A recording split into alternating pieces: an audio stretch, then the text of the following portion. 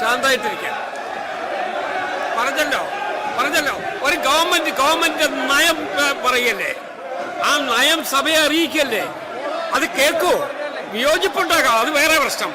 പക്ഷെ ഒരു ഗവൺമെന്റ് നയമല്ല പറയുന്നത്, ആ നയം മുഖ്യമന്ത്രിയല്ല വിശദീകരിക്കേണ്ടത്. ആ നയം വിശദീകരിക്കല്ലേ.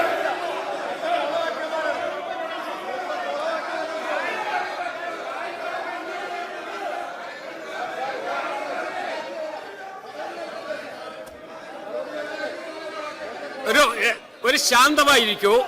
ഇവിടെ നടന്ന 3 ദിവസത്തെ ചർച്ചയ്ക്ക് ശേഷം മുഖ്യമന്ത്രി ഈ ഗവൺമെന്റ് നയം എന്താണ് എന്ന് പ്രഖ്യാപിക്കുകയാണ്. ആ നയത്തോട് വിയോജിപ്പ് കാണും, ഇല്ലെന്ന് ഞാൻ പറയുന്നില്ല. പക്ഷേ അത് അദ്ദേഹത്തിന്റെ പ്രസംഗം കംപ്ലീറ്റ് ചെയ്യാൻ അനുവദിച്ചിട്ടല്ലേ. അതിന് നമ്മൾ ഒബ്സ്ട്രക്ഷൻ ഉണ്ടാക്കിയാൽ അതിന്റെ അർത്ഥം എന്താ? ആ നയം എന്താണെന്ന് അറിയണ്ട എന്നുള്ള നിലയിലാണോ? അതുകൊണ്ട് മുഖ്യമന്ത്രി പറയട്ടെ, ഈ ഗവൺമെന്റ് നയം എന്താണ് എന്ന് അദ്ദേഹം പറയുകയാണ്.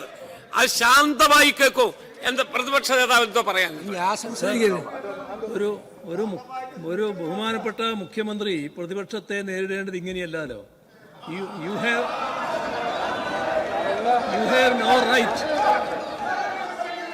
ഹാവ് നോ റൈറ്റ് എന്നാണ് പറഞ്ഞത്.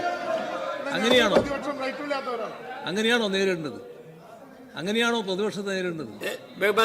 അങ്ങനെയാണോ പ്രതിപക്ഷത്തോട് സംസാരിക്കേണ്ടത്? കേക്കോ, അങ്ങ് ശാന്തമായി കേൾക്കൂ. അങ്ങ് 10 വർഷക്കാലം ഈ സംസ്ഥാനം ഭരിച്ച മുഖ്യമന്ത്രിയായിരുന്നു. അങ്ങയുടെ ഗവൺമെന്റ് നയം അവസാനമായി പറയാനുള്ള അധികാരം അങ്ങേക്ക് തന്നെയായിരുന്നു. അതുപോലെ തന്നെ ഈ ഗവൺമെന്റിന്റെ നയം എന്താണ് എന്ന് ഈ സഭയെ അറിയിക്കേണ്ടത് മുഖ്യമന്ത്രിയാണ്. അപ്പൊ ദയവായിട്ട് അങ്ങ് ഇതിനോട് സഹകരിക്കും. വിയോജിപ്പുണ്ടാകാം, ഇല്ലെന്ന് ഞാൻ പറയുന്നില്ല. പക്ഷെ വിയോജിപ്പുണ്ടെങ്കിൽ അപ്പപ്പോ നമ്മളൊരു വാഗ്വാദം നടത്തി അതിന്റെ പേരിൽ ഒരു ഡിബേറ്റ് നടത്തി പോകില്ല. അദ്ദേഹം ആ നയം വിശദീകരിക്കട്ടെ. ആ നയത്തോട് എന്ത് കാരണത്താൽ വിയോജിപ്പുണ്ട് എന്ന് പറയാൻ പിന്നീട് സമയമുണ്ടല്ലോ. അതുകൊണ്ട് ദയവായിട്ട് മുഖ്യമന്ത്രി ആ നയം എന്താണ് എന്ന് വിശദീകരിക്കുന്നതിന് വേണ്ടി അദ്ദേഹത്തിന്റെ ഒരു അവകാശം നമ്മൾ വിശദീകരിക്കട്ടെ. സർ, നയം വിശദമാക്കുന്നതിനൊന്നും ഞങ്ങളെതിരല്ല. ഏത് ഗവൺമെന്റും ആ ഗവൺമെന്റ് നയം വിശദമാക്കണമല്ലോ. അത് മുഖ്യമന്ത്രി തന്നെയാണല്ലോ സംസാരിക്കേണ്ടത്. അതിനെയൊന്നും ഞങ്ങൾ തടസ്സപ്പെടുന്നില്ല. ഇവിടെ അദ്ദേഹം കേരളം എത്തിച്ചേർന്ന ഒരു സ്ഥിതിവിശേഷത്തെ പറ്റി പറഞ്ഞു. അതാണ് ബഹുമാനപ്പെട്ട ബാലഗോപാൽ ചോദ്യം ചെയ്തത്. അത് CAG റിപ്പോർട്ടിന്റെ അടിസ്ഥാനത്തിൽ ചോദ്യം ചെയ്യാനാണ് ശ്രമിച്ചത്. അത് പറയാനാണ് അദ്ദേഹം നോക്കിയത്. ആ കാര്യത്തിൽ അദ്ദേഹം വഴങ്ങാന്ന് പറഞ്ഞിട്ട് പിന്നെ പറഞ്ഞത് യു ഹാവ് നോ റൈറ്റ് എന്നാണ്. അങ്ങനെയാണ് ഒരു സമീപനം സ്വീകരിക്കേണ്ടത്. അതാണ് പ്രശ്നം. അദ്ദേഹം പറഞ്ഞത് ഞാൻ പറയാം. You don't have any right to interrupt എന്നേ പറഞ്ഞുള്ളൂ. ഇന്ററപ്റ്റ് ചെയ്യാൻ കേക്കോ അദ്ദേഹത്തിന് 90 മിനിറ്റ് ആ ഗവൺമെന്റിനുള്ള ആ 90 മിനിറ്റിനകത്ത് നിന്ന് അദ്ദേഹം സംസാരിക്കുകയാണ്.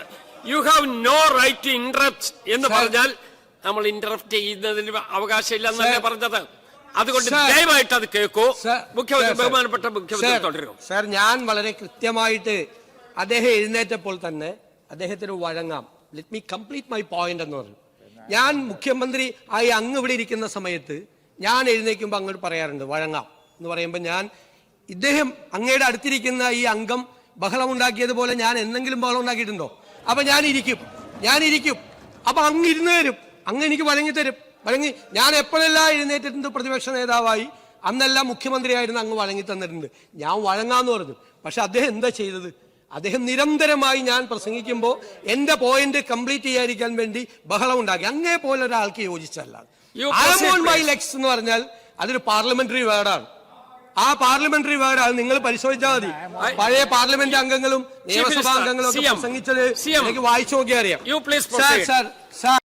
ഇക്കണോമിക് മോഡൽ എന്ന് പറഞ്ഞാൽ ഞങ്ങൾ ഏറ്റവും കൂടുതൽ ആഗ്രഹിക്കുന്നത് പ്രവാസികളുടെ ഇൻവോൾവ്മെന്റ് കൂടിയാണ്. സാർ, അവർക്കൊരു പങ്കാളിത്തം വേണ്ടേ? നമ്മുടെ ഇക്കോണമിയുടെ ബാക്ക് ബോൺ നമ്മൾ എപ്പോഴും പറയും അത് റെമിറ്റൻസ് ആണ്.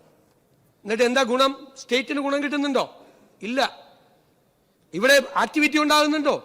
സർ, അവരയക്കുന്ന ആ റെമിറ്റൻസ് ഇക്കോണമിയെ ഒരു ഇൻവെസ്റ്റ്മെന്റ് ഇക്കോണമിയാക്കി മാറ്റണം. പ്രവാസികളെ കുറിച്ച് ഒന്നും പറഞ്ഞില്ല എന്ന് പറയുന്നത് ഈ ബജറ്റിലെ ഏറ്റവും സുപ്രധാനമായ വാക്കതാണ്. റെമിറ്റൻസ് ഇക്കോണമിയിൽ നിന്ന് ഇൻവെസ്റ്റ്മെന്റ് എക്കോണമിയിലേക്ക് പോകും. സർ, വൻകിടക്കാരൊക്കെ വന്ന് കുറച്ച് ഇൻവെസ്റ്റ് ചെയ്യുന്നുണ്ട്. അതുപോലെ സർ, ഇടത്തരക്കാർ, സാധാരണക്കാർ നമ്മുടെ പദ്ധതികളിൽ ഇൻവെസ്റ്റ് ചെയ്യണം. ഇപ്പൊ ഗവൺമെന്റ് ഒരു മോഡൽ ഗവൺമെന്റ് ലാൻഡ് കൊടുക്കും. ലാൻഡാണ് ഗവൺമെന്റിന്റെ ഇക്വിറ്റി. ബാക്കി പണം അങ്ങനെ സമാഹരിക്കണം. സർ, ഒരു 25,000 രൂപ മുതൽ അവർ 5 ലക്ഷം രൂപ വരെ ഷെയർ ആയിട്ട് അവരതിൽ ഇൻവെസ്റ്റ് ചെയ്യട്ടെ. സാധാരണക്കാർ, ഇടത്തരക്കാർ ചെയ്യട്ടെ. 25,000 രൂപ ഇൻവെസ്റ്റ് ചെയ്യുന്ന ഒരാൾക്ക് അയാൾ പണി നിർത്തി ഇവിടെ വരുമ്പോൾ അതിന്റെ 10 ഇരട്ടിയായി അതിന്റെ വാല്യൂ കിട്ടും. 5 ലക്ഷം രൂപ ഇൻവെസ്റ്റ് ചെയ്യുന്ന ആൾക്ക് അയാൾ റിട്ടയർ ചെയ്ത് ഇവിടെ വരുമ്പോൾ ഷെയറിന്റെ വാല്യൂ കൂടും. കെ കരുണാകരൻ ഉണ്ടാക്കിയ സിയാൽ മോഡൽ എന്തെല്ലാം വിമർശനങ്ങളാണ് സാർ ഉണ്ടായത്?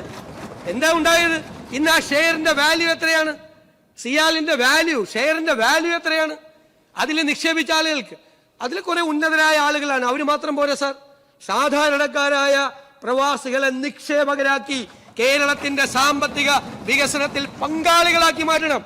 സർ, ഞങ്ങൾക്കതെല്ലാം പ്ലാൻ ഉണ്ട്, ഞങ്ങളതെല്ലാം കൃത്യമായി തീരുമാനിച്ചിട്ടുണ്ട്. Industrial infrastructure, renewable energy, logistics and warehousing, solid waste management, elderly assisted living facilities, global capability centres, ഈ കാര്യങ്ങളിലെല്ലാം ഞങ്ങൾ എംപ്ലോയബിൾ ആയിട്ടുള്ള ഇൻകം ജനറേറ്റിംഗ് ആയിട്ടുള്ള പ്രോജക്റ്റുകൾ, അവർ നിക്ഷേപിക്കുന്ന പണം നഷ്ടപ്പെടില്ല എന്ന് ഉറപ്പുവരുത്തുന്ന പദ്ധതികളിൽ എത്ര പണം വരും സാർ? പണം വരണ്ടേ? അവർ ഇടത്തെ നമ്മുടെ സാധാരണക്കാരായ പ്രവാസികൾ തിരിച്ചിവിടെ വന്നാൽ ഒന്നുമില്ലാതെ കഷ്ടപ്പെടുന്നവരെ ഈ സംസ്ഥാനത്തിന്റെ സാമ്പത്തിക വികസനത്തിൽ പങ്കാളികളാക്കുകയും അവരെ ചേർത്ത് നിർത്തുകയും അവരുടെ ജീവിതം സുരക്ഷിതമാക്കുകയും ചെയ്യുന്ന പദ്ധതികളാണ് സാർ ഞങ്ങൾക്കുള്ളത്. സാർ, ഈ ഗവൺമെന്റ് AI ഒക്കെ പറഞ്ഞു, AI ഉപയോഗിച്ചിട്ടാണ് ഇത് തയ്യാറാക്കിയത്. അതിനുപയോഗിക്കേണ്ടി വന്നില്ല, വൈറ്റ് പേപ്പർ. പക്ഷെ AI, ആർട്ടിഫിഷ്യൽ ഇന്റലിജൻസ് ഈ സർക്കാർ ഉപയോഗിക്കും. സാർ, ഞങ്ങളുടേത് ഡാറ്റ ഡ്രിവൻ ഗവേണൻസ് ആയിരിക്കും. കംപ്ലീറ്റ് മുഖ്യമന്ത്രിയുടെ ഓഫീസിൽ, മന്ത്രിമാരുടെ ഓഫീസിൽ മുഴുവൻ ഓരോ കാര്യത്തിലും നടക്കുന്നത് എന്താണ് എന്ന് അവിടെ അറിയാൻ പറ്റും സാർ. ഒരു വില്ലേജ് ഓഫീസിലെ കളക്ഷൻ അറിയാൻ പറ്റും, മുഖ്യമന്ത്രിയുടെ ഓഫീസിൽ, റവന്യൂ മന്ത്രിയുടെ ഓഫീസിൽ. GSTയുടെ കളക്ഷൻ അറിയാൻ പറ്റും. ഒരു ഇൻവെസ്റ്റർ വന്നാൽ ഞങ്ങൾ ഇൻവെസ്റ്റ്മെന്റ് കൗൺസിൽ ഉണ്ടാക്കിയിട്ടുണ്ട്. ഞാൻ ചെയർമാനും വ്യവസായ മന്ത്രി ഡെപ്യൂട്ടി ചെയർമാനും. സാർ, ഒരു നിക്ഷേപകൻ വന്നാൽ ഞങ്ങൾ അയാളോടൊരു ഗോ ഹെഡ് പറഞ്ഞാൽ 1 മാസത്തിനകം എല്ലാ ക്ലിയറൻസും നൽകുമെന്ന് പറഞ്ഞാൽ അയാളെ യാത്രയാക്കിയിട്ട് 6 മാസം കഴിയുമ്പോൾ അയാൾ അന്വേഷിക്കുന്ന പരിപാടിയല്ല. ഞങ്ങൾ ഓരോ ദിവസവും വാച്ച് ചെയ്യും. അയാൾക്ക് GST ക്ലിയറൻസ് കിട്ടിയോ, പൊല്യൂഷൻ കൺട്രോൾ ബോർഡിന്റെ ക്ലിയറൻസ് കിട്ടിയോ, LSED ക്ലിയറൻസ് കിട്ടിയോ, എന്താണ് തടസ്സം എന്ന് ഞങ്ങൾ വാച്ച് ചെയ്യും സാർ. ഞങ്ങളുടെ ഓഫീസിലിരുന്ന് ഒരു നിക്ഷേപകനും സങ്കടമായി നിരാശരായി ഈ കേരളത്തിൽ നിന്ന് തിരിച്ചു പോകേണ്ടി വരില്ല.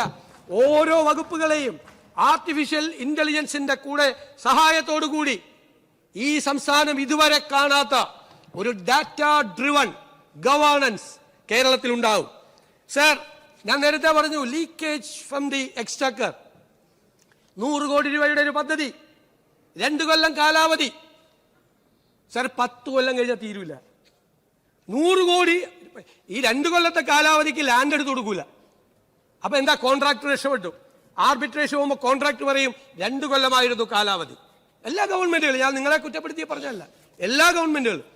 അപ്പോൾ അയാൾക്ക് ആർബിട്രേഷനിൽ പോയി കോടികൾ കിട്ടും. 100 കോടി രൂപയുടെ പദ്ധതി 2 കൊല്ലം കഴിഞ്ഞ് 10 കൊല്ലമാവുമ്പോൾ അതിന് 500 കോടി രൂപ മുതൽ 1000 കോടി രൂപ വരെയാവും. 2 കൊല്ലം കൊണ്ട് തീർക്കാൻ. ഒരു പ്രൈവറ്റ് സെക്ടറിലാണെങ്കിലോ, ഒരു പ്രൈവറ്റ് സെക്ടറിലെ CEO ഒരു മാനേജറെ വിളിച്ചിട്ട് ഈ പ്രോജക്റ്റ് 1 വർഷം കൊണ്ട് തീർക്കണം എന്ന് പറഞ്ഞാൽ 366ാമത്തെ ദിവസം അത് ചെയ്തില്ലെങ്കിൽ അയാൾ അവിടെ ഉണ്ടാവില്ല. അക്കൗണ്ടബിലിറ്റി ഇല്ല, സിസ്റ്റം ഇല്ല. അതിന് സിസ്റ്റം ഉണ്ടാക്കി ഞങ്ങൾ. പ്രോജക്ട് ഇംപ്ലിമെന്റേഷന് പ്രോട്ടോകോൾ ഉണ്ടാക്കി, അക്കൗണ്ടബിലിറ്റി ഉണ്ടാക്കി, ഉത്തരവാദിത്വം ഉണ്ടാക്കും. ലാൻഡ് എടുത്തു കൊടുക്കാൻ സാർ 500ഓ 1000ഓ 2000ഓ സർവേയർമാരെ വെക്കട്ടെ സാർ. അതിന് ഉണ്ടാക്കുന്ന ചെറിയ തുകയാവുള്ളൂ. ലാൻഡ് എടുത്തു കൊടുക്കാത്തതിന്റെ പേരിൽ എക്സ്ചക്കറിൽ നിന്ന് കോടികളാണ് പോകുന്നത്. Delay in the projects, delay. എനിക്ക് 25 വർഷമായി, ഞാൻ പറഞ്ഞല്ലോ, MLA എന്നുള്ള അനുഭവമാണ്. സങ്കടം വരും സർ. ഞാൻ പണ്ട് ആദ്യം MLA ആവുമ്പോൾ കൊച്ചിയിൽ 36 കോടി രൂപയുടെ ഒരു കുടിവെള്ള പദ്ധതി 98 തുടങ്ങിയതാണ്. 3 കൊല്ലം കൊണ്ട് തീരേണ്ടതാണ്. 2010 തീർന്നത്. 12 വർഷം കഴിഞ്ഞ് 36 കോടി രൂപയുടെ പദ്ധതി തീർന്നത് 172 കോടി രൂപയ്ക്കാ. ആരുടെ പണമാണ് സാർ? ആരുടെ പണമാണ്? ഞാനും നിങ്ങളും പാവപ്പെട്ടവരും അടയ്ക്കുന്ന നികുതി പണം. ചോർച്ച ഉണ്ടാകാൻ പാടില്ല. അതിനെ പ്രോജക്റ്റ് ഇംപ്ലിമെന്റേഷന് ഒരു പ്രോട്ടോകോൾ ഉണ്ടാകും എന്ന കാര്യത്തിൽ സംശയമില്ല. സാർ, ഒരു നയാ പൈസയുടെ നികുതി ഭാരം ജനങ്ങളുടെ മേൽ അടിച്ചേൽപ്പിക്കാതെയാണ് ആത്മവിശ്വാസത്തോടുകൂടി ഈ ഗവൺമെന്റ് പോകുന്നത്. GST അടക്കമുള്ള വകുപ്പുകളെ ഞങ്ങൾ ആധുനികവൽക്കരിക്കും, റീസ്ട്രക്ചർ ചെയ്യും. ടാക്സ് അഡ്മിനിസ്ട്രേഷൻ ഞങ്ങൾ ടാക്സ് ഡ്രൈവ് നടത്തും, ചോർച്ച തടയും. ഒരുപാട് സാധനം കേരളത്തിൽ നിന്ന് പുറത്തു വന്ന് വിൽക്കുകയാണ് സാർ. വിൽക്കുന്നത് കൊണ്ട് എന്താ കുഴപ്പം? സംസ്ഥാനത്തിന്റെ വരുമാനം ചോരുകയാണ്. ജെനുവിൻ ടാക്സ് പെയർ ഒരു കട പൂട്ടി പോവുകയാണ്. ടൈല് കൊണ്ടുവന്ന് പുറത്തുനിന്ന് വിൽക്കാണ്. കർണാടകത്തിൽ നിന്ന് ടൈല് കൊണ്ടുവന്ന് വിൽക്കുമ്പോൾ B2Bയും B2Cയും ബിസിനസ് ടു കസ്റ്റമറും കൊണ്ടുവന്ന് വിൽക്കുമ്പോൾ ഗവൺമെന്റിന്റെ നികുതി ചോർച്ചയല്ല, ഗവൺമെന്റിന് സ്ഥിരമായി നികുതി അടയ്ക്കുന്ന നിരവധി കടകൾ പൂട്ടിപ്പോവുകയാണ്. അതിന്റെ വിക്ടിം എന്ന് പറയുന്നത് ഗവൺമെന്റാണ്. അതൊന്നും ഈ ഗവൺമെന്റ് ഒരു കാരണവശാലും സമ്മതിക്കില്ല സാർ. സാർ, ഇവിടെ ചില കാര്യങ്ങൾ പറഞ്ഞു. SC/ST അലോക്കേഷൻ കുറവാണെന്ന് പറഞ്ഞു. സാർ, കുറവുണ്ടായി. നേരത്തെ പറഞ്ഞല്ലോ 35,000 കോടി രൂപയുടെ പ്ലാൻ വെച്ചിട്ട് 20,000 അദ്ദേഹം പറഞ്ഞു, സമ്മതിച്ചു. 20,500 കോടി ഇല്ല. 14,000 ചില്ലാൻ കോടി റവന്യൂ ഡെഫിസിറ്റ് ഗ്രാൻഡും ഇല്ല. പിന്നെ 2.8% അദ്ദേഹത്തിന് എവിടെ നിന്ന് കിട്ടിയെന്ന് എനിക്കറിയില്ല. ഈ 16ാം ധനകാര്യ കമ്മീഷൻ തന്നേക്കും. 2.32 കിട്ടിയില്ല. അപ്പം 5,000 കോടി പോയി. വേറെ 600 കോടി ഗ്രാൻഡ് പോയി. 35,000 കോടി രൂപയുടെ പ്ലാൻ നടപ്പാക്കാൻ വന്ന ഞങ്ങൾ വന്നപ്പോൾ 20,500 കോടി ഇല്ല. ഞങ്ങൾ എന്നിട്ട് എന്താ ചെയ്തത്? ആ 20,000 കോടി രൂപ ഡൗൺ സൈസ് ചെയ്തോ? ഇതിൻ്റെ അകത്ത് പ്ലാനിൽ ഇല്ല. 5,000 കോടി കുറച്ചു. ആ കുറവുണ്ട് സാർ, ആ കുറവുണ്ട്. എന്നിട്ട് ബാക്കി 15,000 കോടി രൂപ കണ്ടെത്തുകയാണ് ഗവൺമെന്റ്. അപ്പോൾ ഞങ്ങൾ എന്ത് ചെയ്തു? പട്ടികജാതി പണ്ട് പറഞ്ഞിട്ടുണ്ട് അസംബ്ലിയിൽ, ആ കസേരയിൽ നിന്ന് പറഞ്ഞിട്ടുണ്ട്, പട്ടികജാതി പട്ടികവർഗക്കാർക്ക് കുറവ് വരുത്തരുത്. അങ്ങ് 35,000 കോടി രൂപയുടെ പ്ലാൻ നടത്തുമായിരുന്നെങ്കിൽ പട്ടികജാതി പട്ടികവർഗക്കാർക്ക് എത്ര കിട്ടുമായിരുന്നു? അതിന് ഞങ്ങൾ അഡീഷണലായി SEPയിൽ 527 കോടി രൂപയും TSPയിൽ 152 കോടിയും വെച്ചു. ഫിഷറീസ് 70 കോടി രൂപ കുറഞ്ഞു, ശരിയാണ്. 50 കോടി രൂപ അഡീഷണൽ ആയിട്ട് വെച്ചിട്ടുണ്ട്. 50 കോടി പ്ലസ് ഞങ്ങൾ മണ്ണെണ്ണയ്ക്ക് 25 രൂപയിൽ നിന്ന് 40 രൂപ മണ്ണെണ്ണയ്ക്ക് വിലയുണ്ടായിരുന്നപ്പോഴാണ് ഉമ്മൻചാണ്ടി സർക്കാർ 25 രൂപ സബ്സിഡി കൊടുത്തത്. സാർ, കഴിഞ്ഞ 10 കൊല്ലമായിട്ട് മണ്ണെണ്ണയുടെ വില 120, 130, ഇപ്പം 140ഒക്കെയാണ്. മനസ്സിലായില്ലേ? 40 രൂപ ഉണ്ടായിരുന്നത്. ഇപ്പം എന്താ സ്ഥിതി? ഇപ്പോൾ ഞങ്ങൾ 75 രൂപയ്ക്ക് വർദ്ധിപ്പിച്ചു.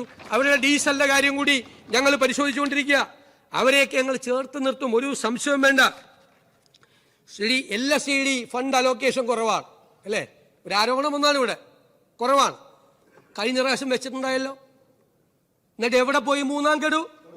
കൊടുത്തില്ല. 3ാം ഗഡു കൊടുക്കാതെയാണ് അധികാരത്തിൽ നിന്ന് നിങ്ങൾ ഇറങ്ങിപ്പോയത്. 3 ഗഡുവായിട്ടാണ് കൊടുക്കേണ്ടത് LSD ഗ്രാന്റ്. 3ാമത്തെ ഗഡു കൊടുത്തില്ല. ആ 6,000 കോടി ഉണ്ടായിരുന്നെങ്കിൽ അതിൽ നിന്ന് എടുത്താൽ 2,000 കോടി കൊടുത്താൽ പോരായിരുന്നോ? കൊടുത്തില്ല. ഞങ്ങൾ കൊടുക്കണം. ഇനി ആ 3ാം ഗഡു എത്ര ബില്ലാണ് ലോക്കൽ ബോഡിക്ക് പേ ചെയ്യാനുള്ളത്? കൊടുത്തില്ല സാർ. പിന്നെ ഒരു വലിയ സാധനമാണ്, കുറേ നാൾ ഞങ്ങൾ പറഞ്ഞതാണ് ഇവിടെ. ഉമ്മൻചാണ്ടിയുടെ കാലത്ത് 18 മാസത്തെ പെൻഷന്റെ അരിയസ്. സാർ, ഞങ്ങളിവിടെ പല പ്രാവശ്യം വിശ്വനാഥൊക്കെ പല പ്രാവശ്യം ഇവിടെ വായിച്ചിട്ടുണ്ട്.